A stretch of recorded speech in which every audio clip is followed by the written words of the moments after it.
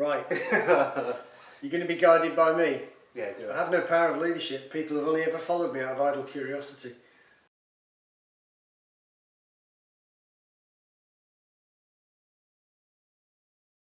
Right, today on another video for RiderCamTV, we're going to be talking about pinlock visors, cleaning your visor and things like that. We had a request from a chap this week about cleaning visors, so we've got lots of different products and we'll just go through them as and when. And it's more technical than you think, isn't it, Mark? Apparently it is. I'm worried now because it's just cleaning a visor, isn't it? We're going to demolish this helmet. Anyway, good blue piece. Notice I've had to bring my gig lamps just in case I have to look at I've got mine on. Yeah, I know, but I don't like to wear mine. I'm very vain. Okay, so in good blue Peter fashion, we have a K-Berg Tormax helmet with the visor and the peak. And basically all I'm going to do is unscrew this and it'll all fall apart.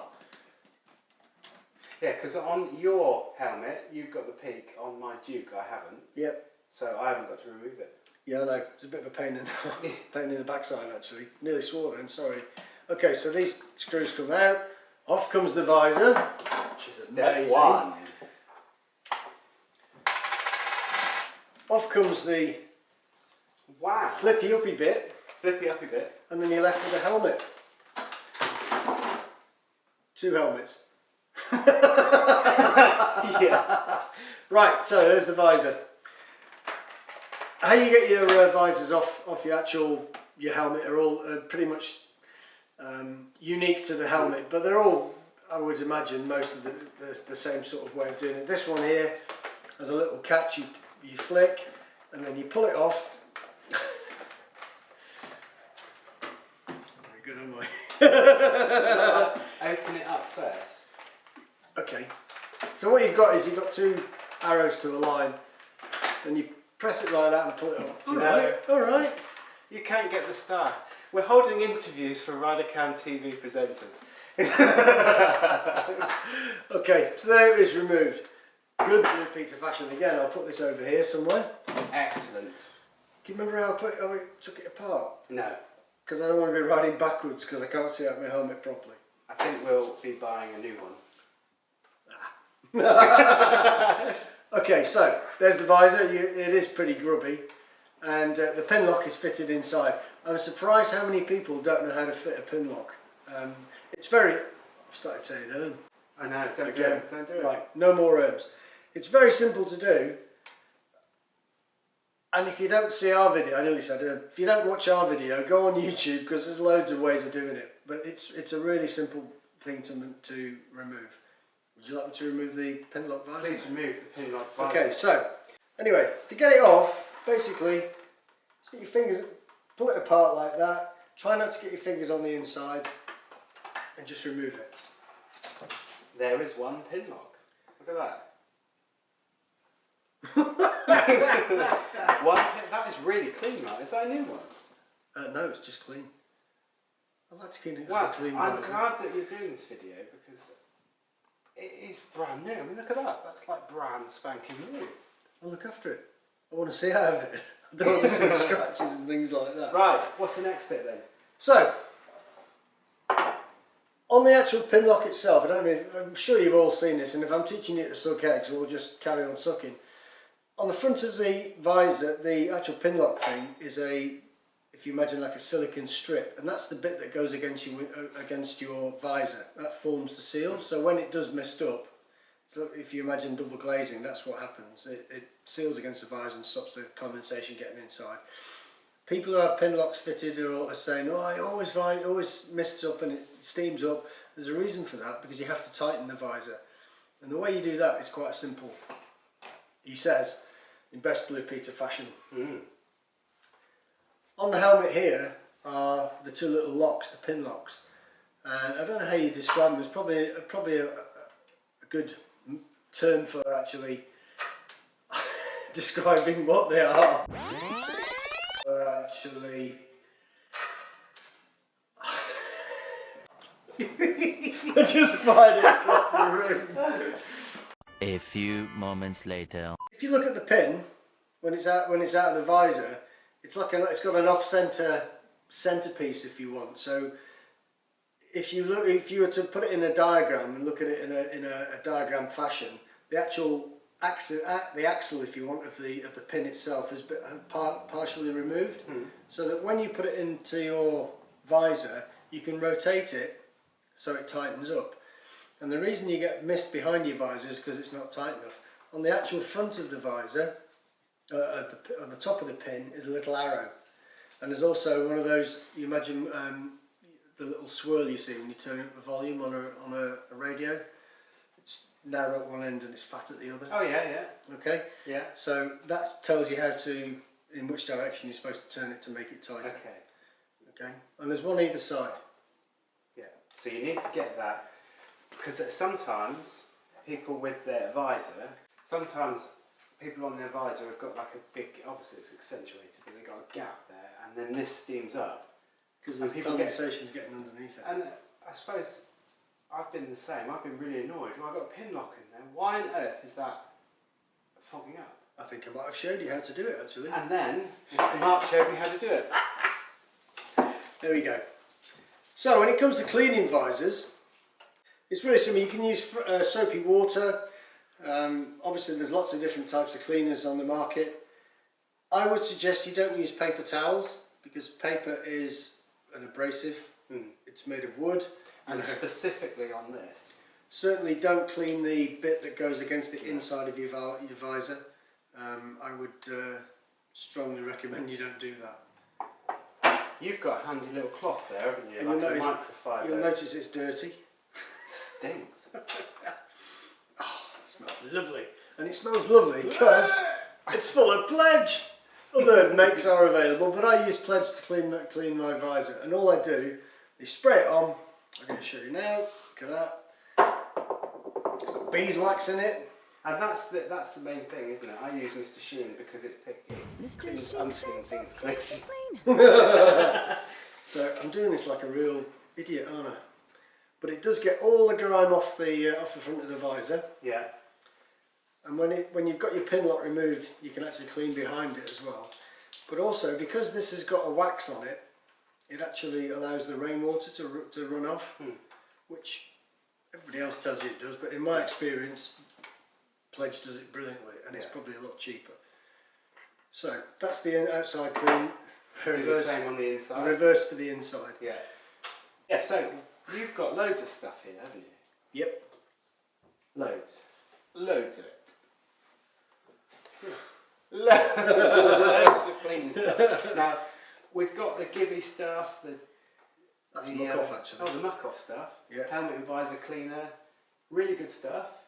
Really good to have with you, because it's the difference between that and that is that's a pressurised can. So if you were going somewhere hot, if you were going somewhere where that could get damaged, it's probably not best to have it on your bike, is it? Okay. But you're getting back to our health and safety, aren't you? Yeah, health and safety. But you can buy that for like 99p in a 99p shop. You can. And that's like 14, 15, oh, that's £8 for that. That's a bit older, I must admit. It's probably a bit more than that now. But that's really good stuff. Not knocking it. Cracking really stuff. Good stuff. But for the size it's going to take in your bag, that's got way more in it, isn't it? And you can clean your bike with it when you're waiting for the traffic lights and stuff. You're waiting in traffic lights. I do actually clean the paintwork on my bike with this as well. It's very nice, very nice. And then you've got these little ones. This is Muck Off Again Premium Anti-Fog Treatment. That's much the same as that, really, isn't it? I've tried different things, and I can't really see a difference between one product and the other, to be honest. No, and there probably isn't. No. And then there's a BMW's version, which is, again, probably all made in the same place, just with a different label stuck on it. Different bottle. Yeah. The only thing that's different there will be the price. And the smell. Really? Yeah. I haven't got much of a sense of smell. That and other polishes actually smells quite good when you've got it on there. Takes me back to my childhood. Oh, I didn't want to know. They used to be polished all the time. So, there we go.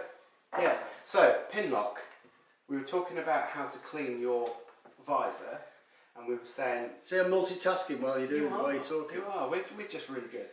The Pinlock because it's so much softer, isn't it? People don't think that these bits of plastic are really soft, but they are. They're really susceptible to getting scratched really easily. Very easy. Hence, Mark saying don't use a Paper. paper towel.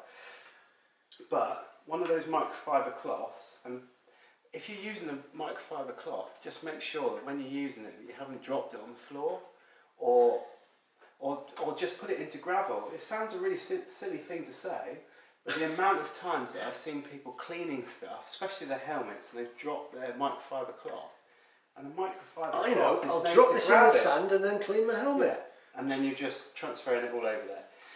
But you need to use a really soft thing for that. And same thing again, cleaning it there. But what about cleaning inside there where you're likely to hit the silicone band?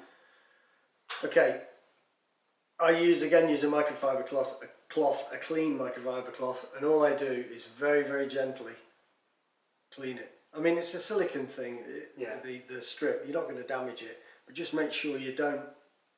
Like nick it, and because that's what makes a seal around the Obviously. plastic Yeah. visor, isn't it? So just be careful with it, that's all. Yeah. And once it's clean and stuck, if it's stuck correctly to your visor, you shouldn't need to clean it until you replace the visor that may or may not get broken, which this one has, or And then you put it back together again, and those little things, once you've angled them, they're good to go for ages, aren't yeah. So don't necessarily put it in its tightest position.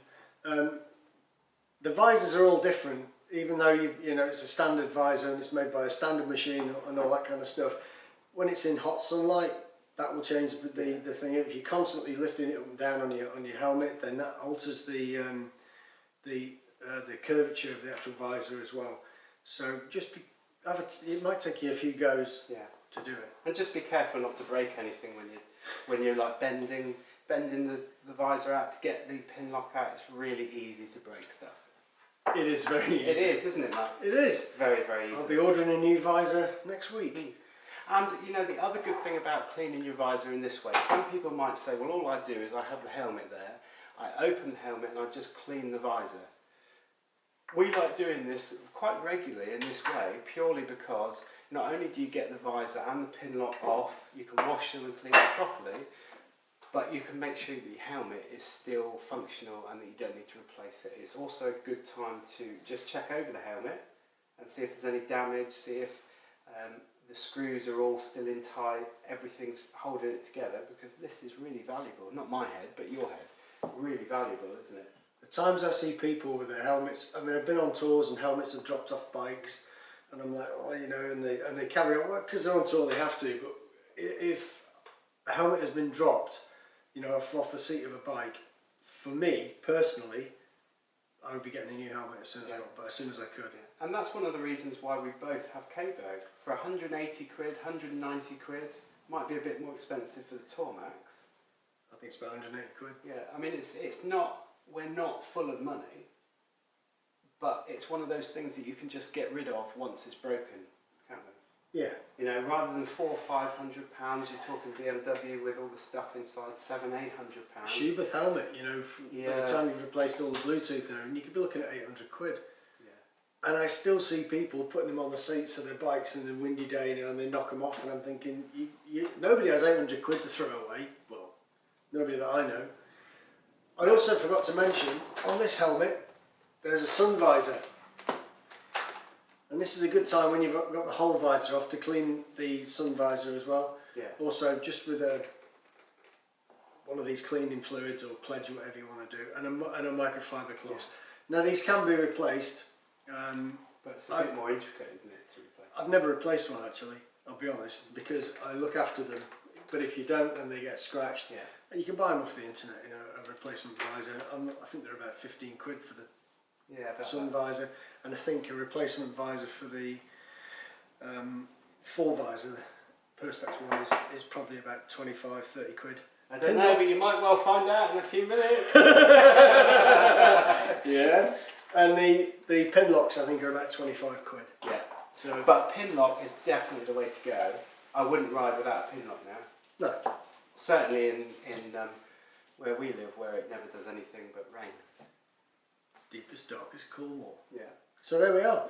So The reverse, to fit the Pinlock back to your helmet, when it first arrives it's got bits of tape on it to protect it, so you have to take the first piece that comes off is the bit that obviously fits on the visor, and the way to replace it is at the top of the Pinlock is a little groove. This then matches up with the pin inside the visor,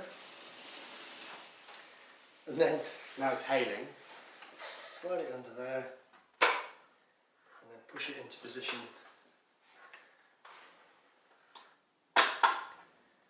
like that.